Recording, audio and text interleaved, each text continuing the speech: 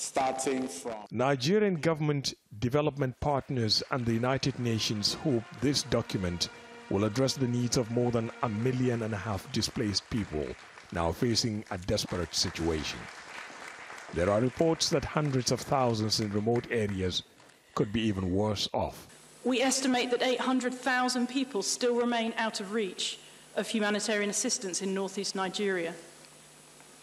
Many of those people are living desperate lives and are hugely vulnerable to exploitation by armed groups.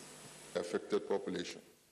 The Nigerian government says it has achieved some successes in combating Boko Haram, yet more remains to be done to deal with ongoing security threats. It is not yet Uhuru as far as the security challenges of the Lake Chad Basin is concerned.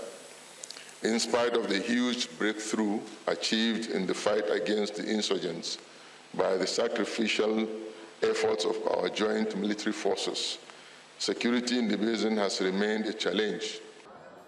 While safety and security of the vulnerable is still a problem in Nigeria's northeast, the United Nations says the food situation there has improved.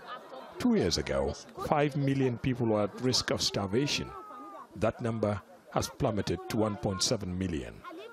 Humanitarian agencies say $848 million is required in Nigeria alone over the next 3 years to take care of the needs of internally displaced persons. Another $135 million is needed for refugees in neighboring countries. But as fighting escalates, that $1 billion or so may not be enough. The escalating violence has put more people at risk. The United Nations wants regional governments to do more to protect civilians.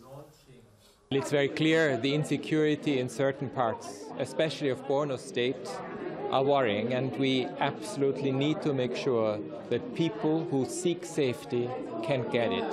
And we have just heard about 30,000 people who have just entered or are on their way to Cameroon in order to find safety there.